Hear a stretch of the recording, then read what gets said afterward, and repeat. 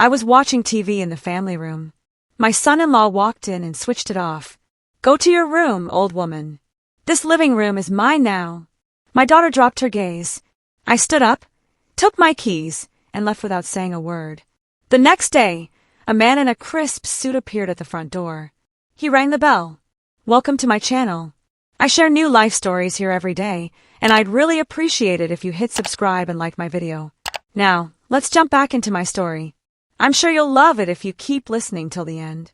That evening, the remote control clicked and silence hit the family room like a gunshot. I was sitting in my green velvet armchair, which I had bought with the first Social Security check I got after my husband passed away 15 years ago. Fresh coffee cooled on the end table, and the kitchen smelled of peach cobbler. The television softly murmured the news, and this was my quiet time when the joints eased, and I could simply live, serving no one.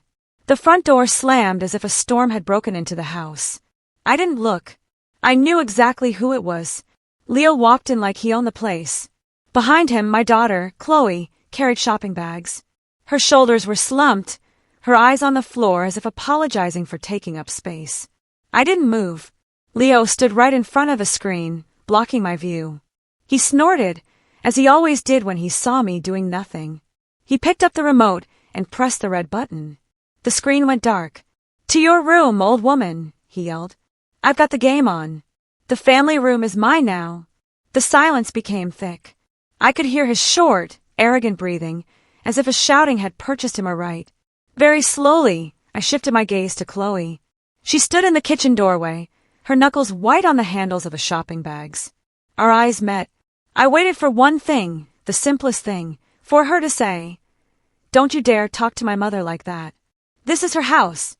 Chloe lowered her head and started adjusting a bag as if something had shifted inside. That gesture struck harder than any scream. Leo's shout? Noise. My daughter's silence.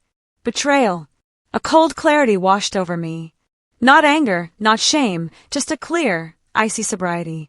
35 years at the county recorder's office teaches you one thing. Words don't matter. Documents always do. I rose. My knees clicked dryly. In that silence, the sound was like a formal seal.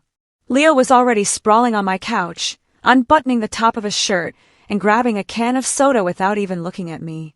In his world, I had long been just part of the furniture. I walked past him and turned into my room, not to lock myself in or weep as they probably expected. I opened the bottom drawer of my dresser, pulled out a stiff leather pouch for bank business, and from the bottom, a set of keys and a blue elastic-banded folder. My fingers slid between the rough sheets of paper. A bill of sale, old but valid. A current deed of title. Owner, Margaret V. Thorne. The paper was yellowed at the edges. Its power was ironclad. In the mirror, I saw my short gray hair, my glasses on a chain, my linen trousers and a navy blouse. I looked like the grandma who bakes cookies. That had been my main tactic. As long as grandma feeds the wolves, they feel like kings. The minute I closed the lid on the pot, the king's paws turned to putty. I returned to the family room. Leo had already turned on the sports channel and cranked the volume. Chloe was clattering dishes, a voluntary silence instead of a stand. I walked towards the front door. My heel clicked on the hardwood floor. Leo turned his head, smirked, and raised a soda can. "Taking a stroll, Maggie," he sneered. "Don't get lost. At your age." I didn't answer. I turned the deadbolt. For a second, I looked around the house, the framed print of the Savannah riverfront, the rug I vacuumed every Saturday, my son-in-law's back, my daughter's shadow in the kitchen. I touched the cluster of keys in my pocket. The cold metal was invigorating. I walked out, closing the door quietly but firmly, like setting a period at the end of a sentence. Outside, the air was crisp. I wasn't cold. I exhaled, locked the front gate from the outside, walked to the avenue, and hailed a cab that pulled up. "Where to?" "The Grand Hyatt downtown." I took out my phone in the car. My fingers trembled slightly, not from fear, but from power. I scrolled through my contacts to a name I hadn't called in ages but knew would answer. Arthur J. Caldwell, attorney at law. We used to work near each other. Him on property disputes, me on deeds. "Margaret, it's nearly 9 o'clock. What's wrong?" "I woke up," I said, looking at the city lights. "I need your help." I have court tomorrow morning. Why the rush? My mental and property health. I'm listening. I want to evict 2 tenants. But you live with your daughter and son-in-law. Exactly. A pause. He knew me from my signatures on title rejections. Where others saw maybe, I saw absolutely not. What did they do? He yelled, "Old woman, this living room is mine now." My daughter stayed silent. I left, and I won't return until they are gone. I understand. That's moral abuse at least. But you don't need pity. You need the law, right? The house is mine. They've lived here for 4 years without a lease. All at my expense. I need a notice to quit. I am terminating the gratuitous use of the property and demanding they vacate the premises. Personal service is necessary. I'll send my junior associate, Mr. Paul Vance, first thing tomorrow. He's quiet, professional, sharp in a suit. He delivers news clearly. He'll do. We usually give 30 days. That's fine. And include a warning in the text. 24 hours to understand the reality. And upon vacating, they will be billed for back rent at fair market value and a penalty for holding over. Accepted. You're determined. I'm wounded. And a wounded woman who knows her rights is dangerous. Prepare the documents. I'll be at your office by 8 o'clock. I'll sign before court, then send Paul to my house. The taxi stopped at the hotel. The doorman threw open the door with more attention than my son-in-law had shown me in 10 years. Can I help with your luggage? I only have my purse, I said quietly, and the dignity I just reclaimed. The room greeted me with the scent of lavender and clean corners. A large TV was opposite the bed. I turned on my favorite channel and set the volume to my liking. I ordered soup and a glass of Cabernet. I ate slowly. My thoughts were at the house, but they were now my thoughts. I knew their morning routine by heart. Leo sleeps late, grouchy, always tired. Chloe runs around smoothing his edges. I picture the door of my house, the intercom button, a confident finger pressing it. This wasn't a call for tea. This was the call of the law. The first gong. I fell asleep quickly and soundly, like a person who has taken the wheel. I woke up with the sun, took a shower, put on the same clothes, but with a new posture. I went to Mr. Caldwell's office. Signatures, dates, property details. Every stroke of my pen sounded like a final judgment. Paul is heading out now. Arthur nodded toward a tall young man with a leather briefcase. 20 minutes and he'll be at your fence. Perfect. I put my bag down and sat in the reception area. I'll wait here. Panic always remembers that it has a mother and a mother-in-law. The coffee from the machine smelled sweet. The clock on the wall whispered, "Tick-tock." Somewhere over there, in my family room, a different legal music was beginning. For the first time in a long time, I wasn't running between the stove and others' whims. I was simply waiting. 9:30 a.m. My phone vibrated on my knee. The day had begun. Chloe was blinking on the screen. I let it ring 3 times, and only then did I swipe my finger across. Mama, Mama, for heaven's sake. Her voice broke into a shriek. There's a man here. A Paul Vance with a document. Leo is screaming. What is happening? Where are you? I held the receiver away from my ear to avoid the background shouting. Paul is the attorney's junior, I said calmly. Ask your husband to lower his voice. Take the notice, read it aloud, and tell Leo the old woman is unavailable for screaming today. But it says eviction notice. 30 days. Mama, have you lost your mind? Chloe, for the first time in years, I am completely sane. Read the paper. Do what it says. The fewer screams, the better. I hit and call. The small red button returned silence to me as easily as flipping a switch. The office door opened slightly. Arthur J. Caldwell peeked over his glasses. Daughter. I nodded. The show has opened on schedule. Paul, serve the papers. We have the signatures and the attached inventory. Now we wait. I settled back into the reception chair. The vending machine coffee smelled like caramel. The clock on the wall whispered, tick-tock. I looked at the hands, but I wasn't thinking of time. I was thinking of how for 4 years I had shrunk myself in my own house to the size of a footstool so as not to disturb their moods. How I ate the burned edges of pie, leaving the center for the king of the living room. How I watched TV shows with headphones so as not to interfere with conference calls. How I paid triple the utility bill and stayed silent. I opened my purse and pulled out a sheet folded into quarters, a pension statement, the lifetime payout from my banker husband, a couple of stable investment accounts. The figures stood neatly like soldiers. These figures meant I could live. These figures meant I didn't have to grovel. Next, a printout of transfers, the down payment for their black crossover, a gift for the young couple, temporary top-ups when their car payment almost bounced.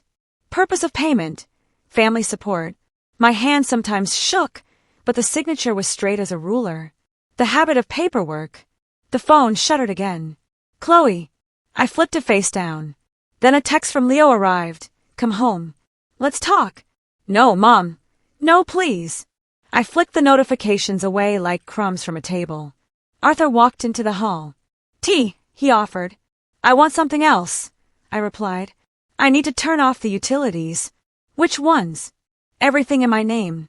The fiber optic internet, the cable with the sports package, the landline, and the supplementary card Chloe uses for groceries.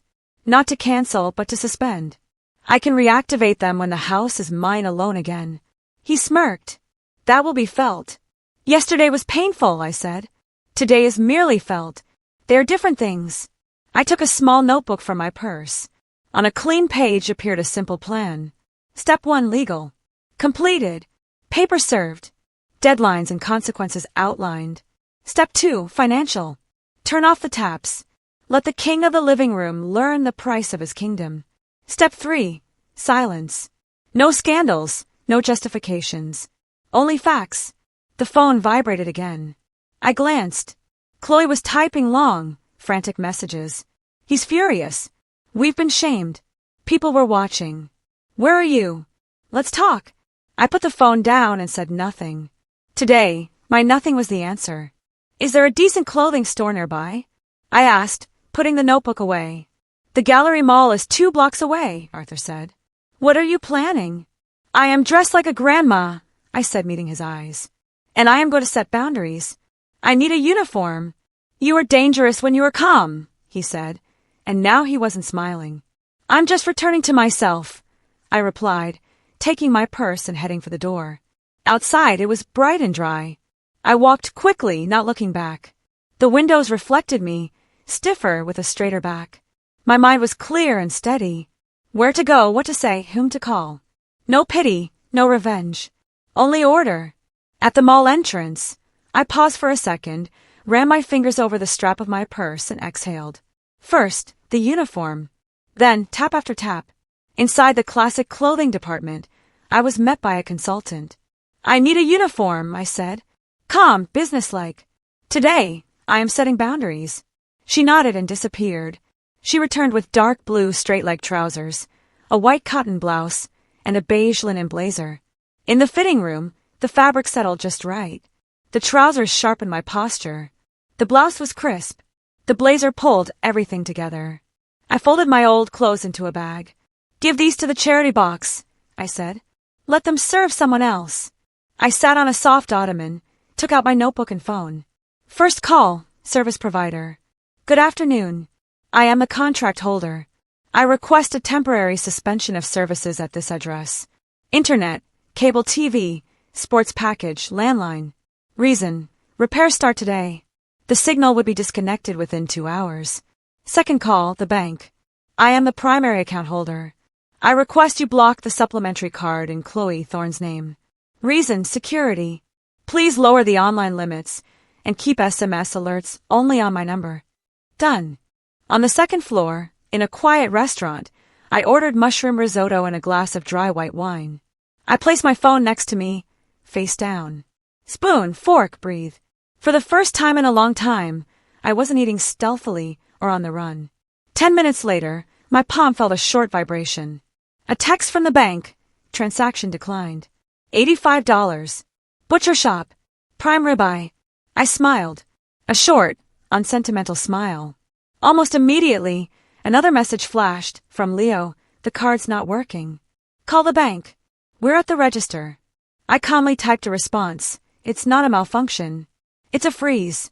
The credit and the trust both expired yesterday, along with your game. I put the phone face down and finished my risotto slowly, tasting every grain. That evening, Back at the Grand Hyatt, the reception called. Your daughter is in the lobby. She asks you to come down. She says it's urgent. Tell her I'll be right down. In the lobby, Chloe paced.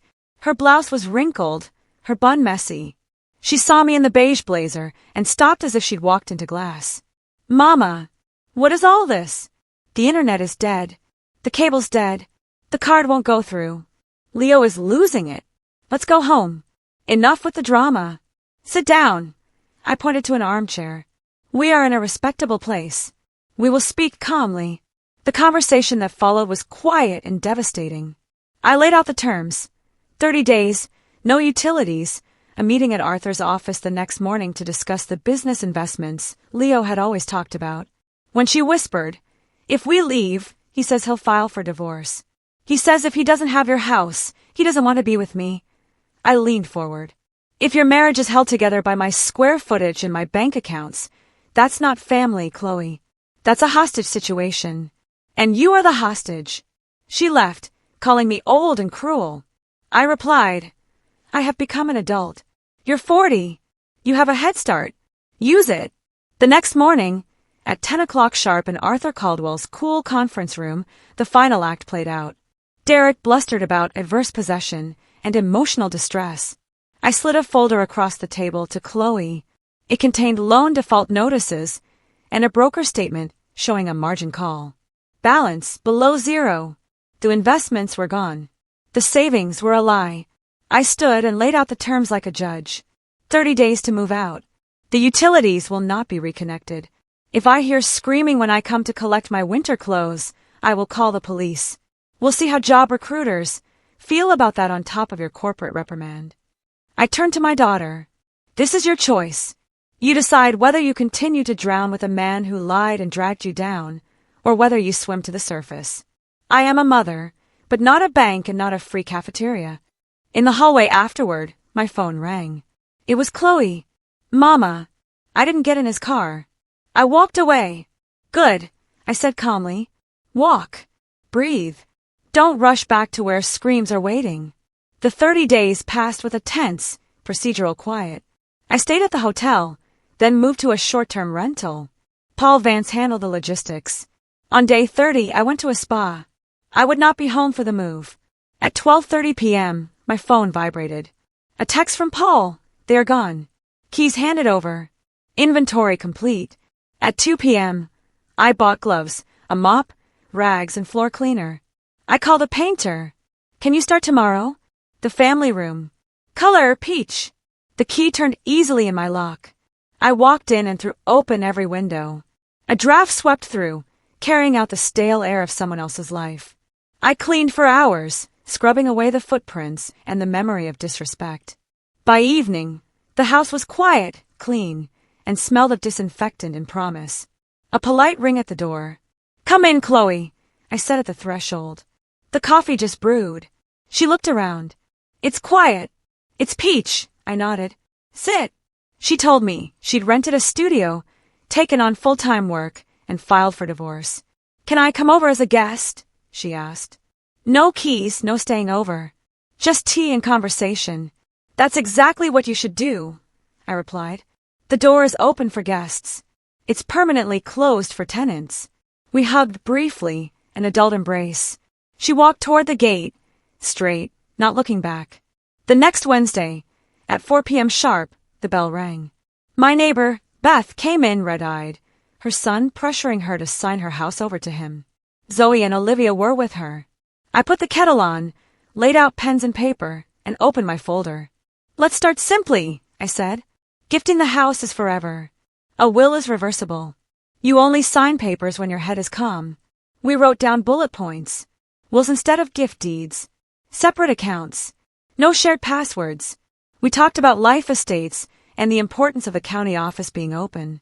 Beth left straighter than she came, armed with a phrase. I am not ready to change the owner of the property.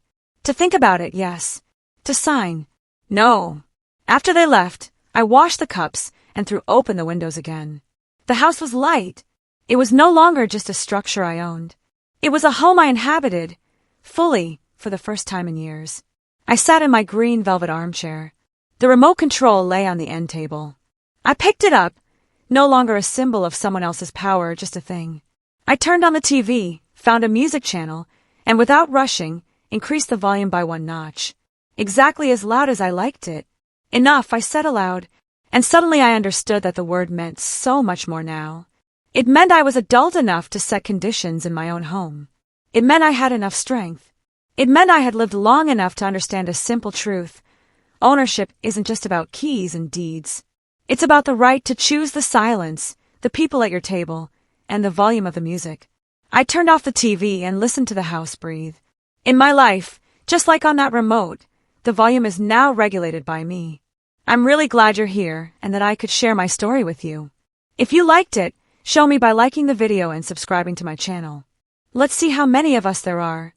Write in the comments which city you're watching from and what time it is. I'm so curious to know where all you wonderful people are tuning in from. If you want to support me a little extra, you can also send a small donation. I share new life stories for you every single day. And now, 2 of my most popular stories will pop up on the screen so you can choose what to watch next.